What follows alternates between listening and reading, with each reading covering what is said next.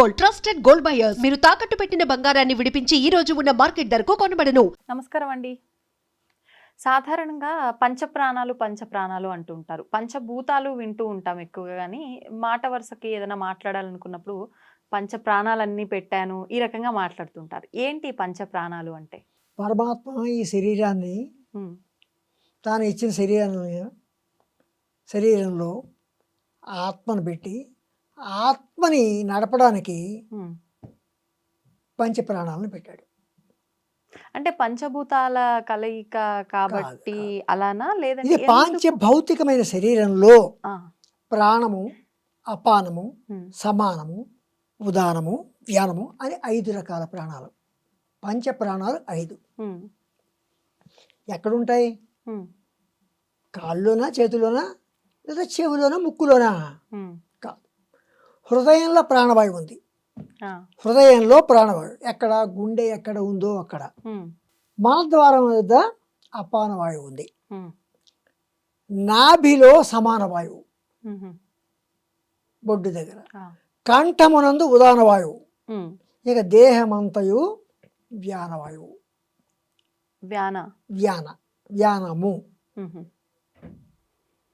ఇలాగా పంచప్రాణాలు హృదయంలోను, తర్వాత మలద్వారం వద్ద అపానవాయువు, నాభిలో సమాన వాయువు, కంఠమునందు ఉదాన వాయువు, మొత్తము దేహమంతయు వ్యానవాయువు ఉన్నాయి. ఇప్పుడు హృదయం దగ్గర ఉన్న ఈ ప్రాణవాయువు ఏం చేస్తుంది? ఈ రక్త ప్రసరణకు, మన గుండె కొట్టుకుంటున్నట్టు చూసారా, హృదయం నుండి నాసిక వరకు సంచరించేది ప్రాణవాయువు. ఈ ప్రాణవాయువు రోజుకి 21,600 సార్లు, ఒక రోజుకి 21,600 సార్లు అలాగ తిరుగుతూ ఉంటుంది. దీన్ని ఉచ్ఛ్వాస నిశ్వాసములు అంటారు. అంటే ఏంటి? శరీరంలోని రక్తాన్ని శుభ్రపరచడానికి, శరీరంలో ఈ రక్త ప్రసరణకు ఇలాగ ఊర్ధ్వముఖంగాను అధోముఖంగాను ఇలా తిరుగుతూ ఉంటుంది ఈ వాయువు. దీనిని ప్రాణవాయువు అన్నాం. ఈ ప్రాణవాయువు లోపలికి వెళ్ళి ఈ రక్తాన్ని శుభ్రపరుస్తూ మళ్ళీ తిరిగి బొగ్గు పులుసు వాయువుని, అంటే కార్బన్ డైఆక్సైడ్ బయటికి వదులుతుంటుంది. ఇది ప్రాణవాయువు. ఇక అపానవాయువు ఎక్కడ ఉంటుంది? మలద్వారం వద్ద. అక్కడ మల విసర్జనకు, మూత్ర విసర్జనకు, వీటన్నిటికీ కూడా ఇది ఈ రకంగా ఉంటుంది. ఇక సమాన వాయువు నాభి వద్ద ఉంటుంది. ఇదేమిటంటే మనం తినే ఆహారంలోని అన్న సారాన్ని సమాన వాయువు, ఆంత్రచూషికములు అంటుంటాం మనం, పేగుల్లో ఉంటాయి ఆంత్రచూషికములు అని. అక్కడ ఈ సమాన వాయువు ఏం చేస్తుందంటే తిన్న ఆహారాన్ని, అన్న సారాన్ని తీసుకుని దాన్ని ఏం చేస్తుందంటే మొత్తం అన్ని అవయవములకు రక్తము ద్వారా పంపుతుంది. మనము తినిన ఆహారము ఆంతరచూషికము ద్వారా శరీరంలోనికి సారముగా వెళ్ళి కలుస్తుంది అని అంటుంది. మనం చదువుకున్నాం చిన్నప్పుడు. అదే జీర్ణమైన ఆహారాన్ని, అన్నసారాన్ని శరీరంలోని అన్ని అవయవాలకి పంపిస్తుంది. ఇక ఉదాన వాయువు ఏమిటి? కంఠస్థానం ఉంటుంది. ముక్కు నుండి వచ్చే నాసామలము, దగ్గు నుండి వచ్చే ఉమ్మి యొక్క వ్యర్థము నోరు ద్వారా బయటకు పంపిస్తుంది.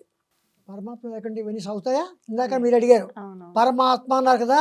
పరమాత్మ లేకుండా ఉంటే ఇవి సాగవు. మీకు అర్థమైంది కదా. సో ప్రాణవాయువు, అపానవాయువు, ఉదాన వాయువు. ఇక వ్యానవాయువు అంటే శరీరం అంతటా వ్యాపించి ఉంటుంది మొత్తం. అంటే చెమట ద్వారాను, కన్నీటి ద్వారాను, చెవిలో గులిమి ద్వారాను, అంటే నవరంధ్రాల్లోనూ ఉన్న నవమలములు కూడా ఈ వ్యానవాయువు ద్వారా ఇవన్నీ బయటికి వెళ్తూ ఉంటాయి. అందుకే ఈ పంచ ప్రాణాలు పరమాత్మ. ఇంజనీర్ అంటే ఎవరు? అందరికన్నా గొప్ప ఇంజనీర్ ఎవరు? పరమాత్మ. చూడండి, ఈ పక్క వచ్చి 2 చెవులు పక్క పెట్టచ్చు కదా, ఈ ముక్కు తీసుకెళ్ళి వెనకాతలు పెట్టచ్చు కదా, ఈ పళ్ళు తీసుకెళ్ళి ఎత్తి పెట్టచ్చు కదా. పెడతాడా? మరి ఎవరు గొప్ప ఇంజనీరు? పరమాత్మ కదా. ఇది అయితే మీరు పంచప్రాణాలు అడిగారు, కానీ ఉపప్రాణాలు అడగలేదు. ఉపప్రాణాలు కూడా ఉన్నాయి. ఉపప్రాణాలు కూడా ఉన్నాయి. అవేంటండి? ఈ ఎవరు చెప్పారంటే అద్వైత మత స్థాపకుడు శంకర భగవత్పాదులు వారు ఇంకొక 5 ఉపవాయువులు ఉన్నాయి. ప్రాణాలు మాత్రమే కాదు, జీవాత్మ పరమాత్మ ఉన్నది అని చెప్పింది ఆయనే. ఇక్కడ పరమాత్మ గురించి కూడా ఈ పరమాత్మ చేసే పనులు ఏంటి, ముందు మొట్టమొదటిసారిగా పంచ ప్రాణాలు ఇచ్చాడు అని చెప్పారు. అవును, అవును. పంచ ప్రాణములతో పాటు ఉప ప్రాణాలు కూడా ఉన్నాయని ఆయనే చెప్పారు. ఉమ్, ఏమిటంటే ఇవి నాగము, కూర్మము, కృకరము, దేవదత్తము, ధనుంజయము. ఇవి మన శరీరంలో ఉండేవేనా? శరీరంలో మీరు మీరు ఇప్పుడు మీరు అడిగిన ప్రశ్న చిన్న చిన్న చమత్కారమైన ఆ, చిన్న సమాధానం చెప్తాను. ఆ, శరీరంలో షట్చక్రాలు ఉన్నాయి కదా, అవును. ఇవి ఎక్స్రే తీస్తే రావట్లేదు ఏంటని ఒక డాక్టర్ గారు అడిగారు. ఆ, ఓకే. ఇవి ఎక్కడ ఉంటాయి అని ఒక మెడికల్ స్టూడెంట్ కూడా అడిగాడు. ఉమ్, ఆపరేషన్ చేస్తే ఈ షట్చక్రాలు షట్చక్రాలు కనిపిస్తాయని. కనిపిస్తాయి. అవి మనం చెప్పుకున్నది అది కేవలం ఆధ్యాత్మికతకి లౌకికతకి మనం శరీరం యొక్క వ్యత్యాసం పాంచభౌతిక శరీరానికి సంబంధం లేదు. ఉమ్, పాంచభౌతికమైన శరీరం ఏంటంటే ఉపాధి. ఈ ఆత్మకి కేవలం ఉపాధి. ఈ ఆత్మ మళ్ళీ ఇందు నుంచి వెళ్ళిపోతుంది. ఉమ్, ఉమ్, ఈ ఆత్మతోటి ఇవన్నీ స్థాపింపబడతాయి.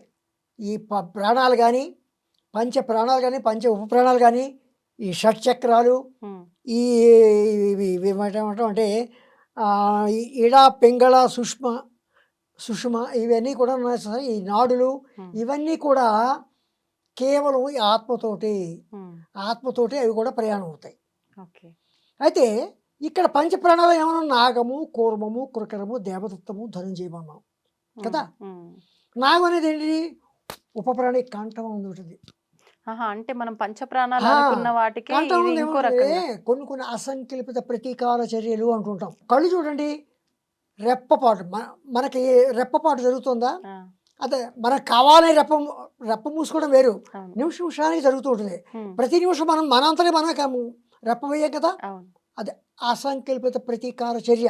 ఉమ్, ఉమ్, ఉమ్, ఇలాంటి అసంకల్పిత ప్రతీకార చర్యలు అన్నిటి కూడా ఇలాగా తేనుపు ఏదైనా తిన్నాం, తేనుస్తాం, ఉమ్, ఇది నాగము. అలాగే రెప్ప వేయడం మన దృష్టిని అనుమతిస్తుంది. ఈ కన్ను రెప్ప వేయడం, ఇది కూర్మము. ఇక తుమ్ము, దగ్గు ఇలాంటివన్నిటికీ కృకరము. ఇంకా ఆవలింతలు, మీకు అర్థమైంది కదా. ఉమ్, ఇలాగే ధనంజయ శరీరం అంతా వ్యాపించి ఉండి సర్వ శరీరంలో ఆఖరికి స్థూల శరీరం యొక్క పతనంతో సహా ఉమ్, ఇవన్నీ కూడా ధనుంజయము. ఇలాగ ఉపప్రాణాలు ఆహా, కూడా ఈ క్రమంలో పనిచేస్తాయి. తేడుపులు, ఉమ్, తుమ్ములు, దగ్గులు, తర్వాతను ఇలాంటి అసంకల్పిత ప్రతీకార చర్యలన్నీ కూడా జరిపేవి ఉపప్రాణాలు. ఉపప్రాణాలు. పంచ ప్రాణాలు అందుకోసం. ఉమ్, అలాగా ప్రాణాలు అనేవి పంచప్రాణాలు, ఉపప్రాణాలు. కానీ నా ఉపప్రాణాలన్నీ నీవేని అనరు. అంటే పంచప్రాణాల దగ్గర నుంచి ఉపప్రాణాలు వాడికి ఇచ్చేస్తారేంటి, అది ఇవ్వరు. పంచప్రాణాలు ఇందుకు, ఈ పంచప్రాణాలని మనం అలాగే దేవుడు నైవేద్యం ప్రాణాయ స్వాహ, అపనాయ స్వాహ, వ్యానాయ స్వాహ అని అంటుంటాం కదా, అవును, అవును. అలాగనమాట ఉమ్, ఓకే. పంచప్రాణాలు. ధన్యవాదాలండి.